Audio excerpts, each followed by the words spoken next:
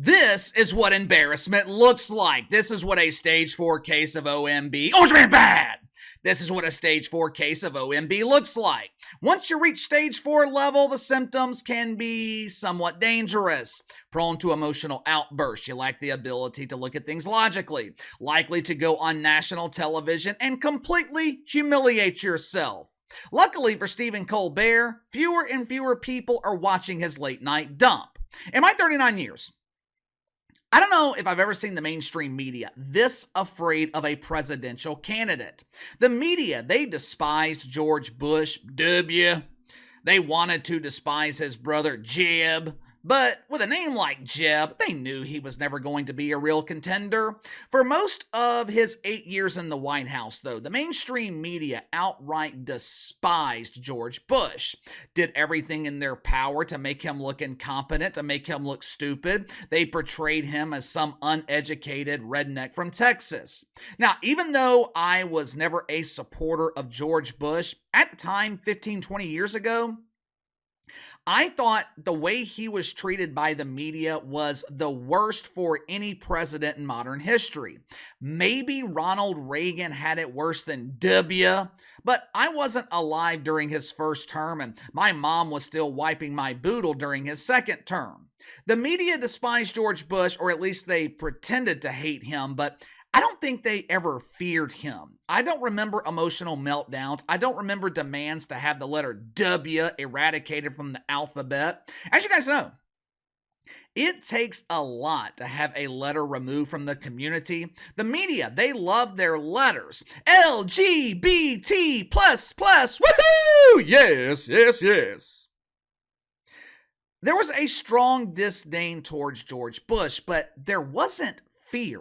It is the complete opposite for Donald Trump. Now, don't get me wrong, the hatred is definitely there, but it's the fear that drives their actions. It's the fear that causes emotional meltdowns.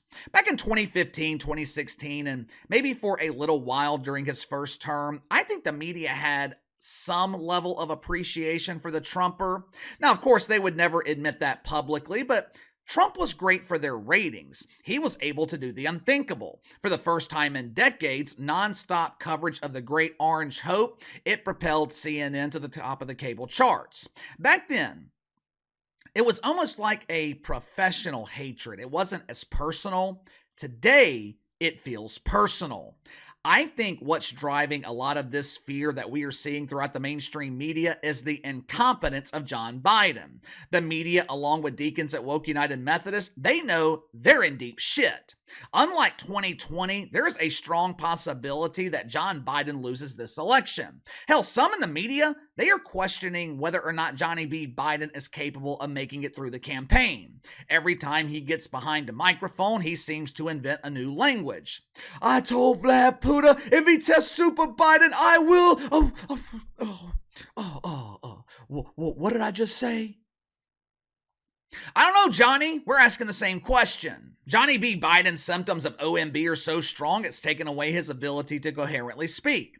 Last night, the lonely men who spend their Friday nights watching Stephen Colbert, they witnessed another aging man suffer through the pain and agony of OMB.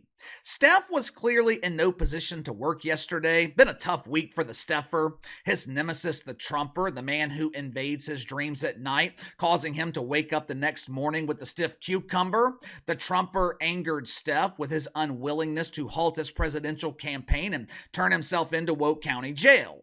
Trump has seriously violated all the woke commandments, yet he continues to escape serious jail time. Last night, Steph Colbert finally had enough. He was tired of this injustice. He was tired of this criminal being given a free pass. Who cares about prosecuting real criminals? Who cares about the 10 or so million people who have crossed over the southern border? Steph wants to see this media-created criminal get the justice he deserves. He feels so passionately about this that he removed his glasses for dramatic effect, so the lonely men in his audience could stare deep into his eyes and see the pain, the agony that OMB has caused him. Watch for yourself. But it's not normal. No other candidate for the presidency has ever had to pause his campaign to defend himself in multiple courts. And I would like to point out that in all 7 of his cases, no one No one doubts that he did these things. We're just sitting around patiently waiting to find out if the wheels of justice will grind fast enough for there to be any consequences. And the media is covering it like it's any other political story.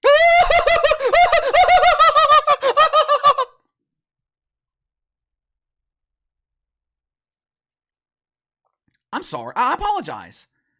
I thought I was watching late night comedy. I forgot that I was sharing a dramatic scene from Man Aspiring to be Pretty Woman. Speaking of Pretty Woman, did you guys see the latest from the most beautiful woman in government, Rachel Levine? According to Rach, the weather is racist. Yeah, that radiant, fiery orange you see in the sky that chooses to identify as sun, not to be confused with the other radiant sun hosting from The View.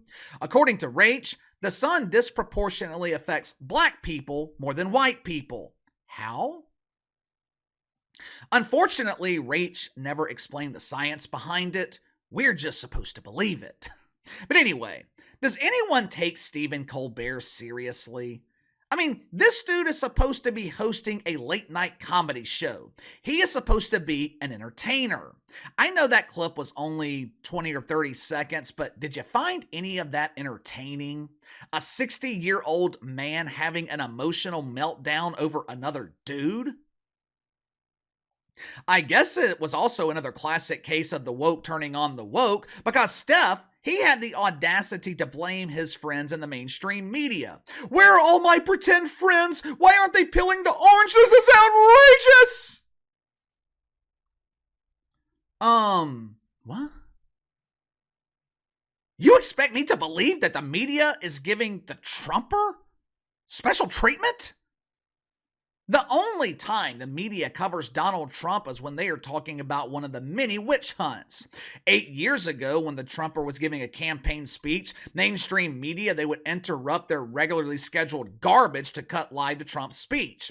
Today, MSNBC either ignores Trump or they interrupt him after a couple of minutes, supposedly to protect their audience. We have a responsibility to interrupt the truth. We know you're not capable of making your own decisions, which is why we have Rachel Maddow with her fresh haircut from Megan Rapinoe's barber to inform you of what decision you are required to make. This is why late night ratings are in the pooper. It's also why Jon Stewart drew almost 2 million viewers for his return to Comedy Central Monday night. Jon Stewart, he is being destroyed right now by the media because he went after John Biden. Now, there were no complaints when Jon Stewart made jokes about Donald Trump. When he made jokes about Johnny B. Biden, they revoked his invitation to the Butt Bongo Festival. Several weeks ago, I predicted that Jon Stewart returning to The Daily Show would ultimately end in huge embarrassing failure, and that could still happen. If he folds to media pressure, if he becomes a conformist, that is exactly what's going to happen. But if he continues to be different, if he continues to be comedically balanced, Jon Stewart is going to prove me wrong. One of the reasons late night ratings are struggling, suffering, all of these shows are the exact same. That clip I just showed you of Stephen Colbert, that could have easily been Jim Kimmel. Kimmy is also known for having emotional outbursts caused by OMB. Could have easily been Sean Squires. Casey, who in the hell's Sean Squires? He's that doofus in Conan O'Brien's old time slot. During the day, he's the lead accountant at Myers and Squires. I think his daytime name might be Seth, or maybe it's Beth. Hell, these days you never know. At night, he performs under the name Sean Squires, where he attempts to be a late-night comedian and ultimately fails at it. But the symptoms of OMB got even worse for Stephen Colbert. In some cases, symptoms can be so strong that they cause outbursts of mythical misogyny. The Trumper was not the only victim of Steph's fake outrage. Steph was also very upset with some woman named Fani. Fani?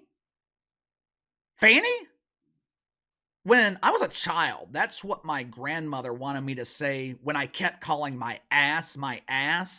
Don't say that word, honey. Ass should only be used when describing a donkey. If you must talk about your backside, please refer to it as your fanny. Thankfully, I never listened to her advice, because if I had, I would have gotten my ass kicked on the playground. Calling your ass your fanny, that's like saying somebody has a case of the Mondays.